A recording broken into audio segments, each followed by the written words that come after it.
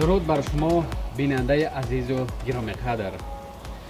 این لحظه ما صحبت داریم با آرزو قلندرов، جوانی که بیماری سیر شد و در یک مدت کوتاه طبابت را گرفت و امروز با یک دل پر گفته میتواند که من پر را بیماری سیر را طبابت گرفتم و امروز سالم هستم.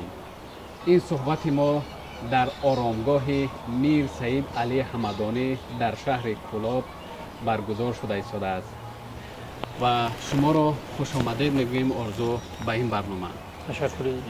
نخست میخواستیم بهر تماشابینان میگفتید که شما کی به این بیماری گرفتار شدید؟ سلام علیکم به شما بینندگان. من نخست اخیر ماه ینوری سال 2023 وقتی که در شنبه برای تشخیص من طبی رفتم، در آنجا با من رنگین کرده گفتم که شما با بیماری سیل یعنی نه با بیماری سیل گرفتار شده اید و به شهر کولاب روان کردند و آمده در اینجا تشخیص رو سپردم و در اینجا دکتران با من گفتند که نه پیدایش بیماری سیل در شما دیده می شود و بهترین راه پیشگیری و طبابت است. من زود به دکتران مراجعت کردم. سنه 2 فوریه سال 2024 در بیمارخانه طبی سیلی شهر کولاب بستری شدم و طول 6 ماه در طبابت دکتران بودم. یکی از دکتران بزرگ جمعیف بودن، در طبابت آنها بودم.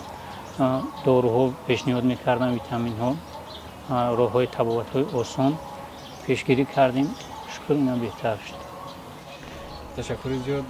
آرزو، وقتی که شما از تشخیص و طبابت گذشتید، طبیبان گفتن شما با بیماری سیل گرفتار شدید. پس از آن وجود شما را یگان حسیات فرا گرفت؟ بله، نه تنها بیماری سیل، چی بیماری باشد وقتی در آدم پیدا شود و حسی ترس، تنهایی و دیگر حسایی که به آدم از منفی می‌دهد به آن گرفتار می‌شود. لیکن من تماما از این بیماری نترسیدم. راه آسان را پیشنهاد کردم و طبابت رفتم و شکر در دوام 4-5 ماه طبابت کوتاه از بیماری برآمدم. در تمام نمود بیماری ترس هست، لیکن ترس راه طبابت نیست، ترس راه گریز نیست. با ترس یگان بیماری گم نمی شود. ما باید پیشگیری کنیم، طبابت کنیم. تشکر زیاد. میگن که با انسان سخن خوب نیرو میدهد، سخن بد تاثیر بد را در وجود انسان میرساند و طبیبان با شما معامله خوب میکردند، دلبرداری میکردند که شما خوب میشوید، حالا جوان هستید. بله، در بیمارخانه سیلی شهر کولاب بهترین سخنها، بهترین شرایط ها برای طبابت، بهترین دکتران، بهترین معامله ها بودند. در شهر کولاب در درجه عالی ما به طبابت گرفتار شدیم. با ما مناسبتی درجه عالی داشتند. یگان شکایت، یگان کمبودی ها در بیمارخانه نبود. با ما سری وقت دارو، خوراک، جای خوب با تمام شرایط فراهم بود. در رفت بیماری شخصانی بودن، نزدیکانی بودن که مقصد با ما سخنهایی که گفتن که با ما تأثیری بد رساند. اونهایی بودن که در کنار ما بودن، سخنهای خوب میگفتن، با ما تأثیر خوب رساند. در حالت بیماری وقتی یک آدم یک سخنی بد میگوید، با شخصیت تو با پسیکولوژی خیلی تأثیر بد میرساند، منفی میرساند. تو میتواند تو از طبابت 1 ماه دورتر کند، 1 ماه دیگر بیماری تو رو شدید کند. لیکن ما به همه برزمین و همه این نگاه نکردم. خودمون طبابت را ادامه دادیم، داروها رو سری وقت استفاده بردیم. شکر در دوام 6 ماه طبابت رو گرفتیم. چون مشاهده میگردد که نفرانی که به بیماری سیل گرفتار میشوند بعد تشخیص و طبابت وجود آنها را یأس و ناامیدی فرا میگیرد. شما علاقه همین مرحله رو گذشتید، چی توصیه میدهید به اونها؟ گفتم بودم پیشتر در تمام بیماری جای ترس هست. میترسیم، اول ترس وجودی ما رو فرا میگیرد، تنهایی، دیگر فکر و عقیده هایی که ما رو در ترس میآورد و بدن ما در لرزه. ما باید نترسیم، تماما دوری نجوییم، راه طبابت رو پیش گیریم، سری وقت به دکتران مراجعت کنیم. راه طبابتی بهترین دارند. تمام بیماری در دنیا طبابت شونده است. ما باید از بیماری نگریزیم. ترس راه حل نیست.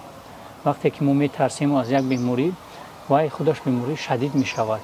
ما باید از بیماری نترسیم و پیشنهاد دکتران این در درجه اول است. یکم به دکتران مراجعه کنیم. تشکر زیاد آرزو. ما تا جایی میدونیم شما از برنامه ویدیو طبابت سیل هم استفاده میبرید. بله. میخواستم راجع به همین برنامه کمی هم باشد و بینندگان معلومات میدادید. بعد 2 ماه طبابت گرفتن در بیمارخانه کارمندان تشکیلات شما و ما مراجعت کردم. پروگرام‌های برای دارو استفاده بردن بود. ما از اون استفاده می‌بردیم. هر رجای روز در یک هفته 6 روز ساعت 8 سحر با شیر داروها را خورده یکی انا در سایت همون تلفن پروگرام می‌پرداختند. هم یک راه آسان برای مقصد راه داروخوری بود و هم یک راه دیگر در ساعت معین بهترین بود برای دیگران نمونه می‌شد. مثال چطور دارو را خورند. در اون تلفن برنامه‌های بودن که ما که صحبت داشتیم، ارتباط برقرار می‌کردیم. یک در آدمیزاد یک فکری می‌شود که مقصد تنها نیستند. مثل من دیگر بسیار هستند. بهترین است این برنامه که توصیه می‌دهید که آنهایی که به بیماری سیل گرفتار هستند از این برنامه استفاده کنند. بله، توصیه می‌دهم از این برنامه استفاده برند و روح اونها رو دیگر می‌گرداند، فکرهای اونها رو دیگر عقیده‌های اونها رو دیگر می‌گرداند. با همه اونها توصیه می‌دهم از این برنامه‌ها استفاده برند. تشکر. وقتی که شما با همین بیماری گرفتار شده، نگاه اطرافیان به شما چگونه شد؟ بله، وقتی من از تشخیص طبی گذشتم این بیماری به من معین شد، وقتی من در بیمارخانه بستری شدم، نزدیکان و مقصد رفیقان و شناسایی بودن که به من تماما دیگر نمود مناسبت می‌کردن. پیش از معلوم شدن بیماری، بعد از معلوم شدن بیماری اونها کم دوری می‌جستند. انا با شخصانی بودن که در کنار من بودن، مثل مثلا اهل عائله، پدر، مادر، اونها شخصان بودن که در کنار من تا آخری بیماری بودن. دوستان رفیقانی داشتم که مرا تنها نمی‌گذاشتن در دام بیماری. یک بودن آدمایی که به من سخن‌هایی گفتن یا که نسبت‌هایی کردن که من حس می‌کردم که هم آدم از من دوری می‌جوید. این تاثیر می‌رسوند در آدم، در من شخصا در من تاثیر می‌رسوند. یکی از سببی که مثلا من در دوام طبابتم به من دکتر مراجعت کردن، هم صحبت شده بودیم، تاکید کرده بودن که شما حالت روحی روابط مستحکم نگه دارین. یگان فکر زیادتی نکنین. این بیماری طبابت شونده است. انا خودتون مستحکم نگاه بدارین. یگان طرف فکر نکنین. انا رو افتاده نشوین. بود اما خیلی حالت چی در بیماری که من استعداد نوازندگی دارم، اسباب موسیقی اکاردیون من می‌آورم در بیمارخانه همین نواز بازی می‌کردیم، نوازندگی می‌کردیم، حالت روحی دیگه میشید، خرسند میشدیم. نه تنها ما بودن همجا بستری که با روح شما حالت روحشون دیگه میشید، خرسند میشدن. این یک راهی بهترین شاید خرسندی، شادی. یکی از راه‌های طبابت. یکی از راه‌های طبابت خرسند بودن. تشکر زیاد.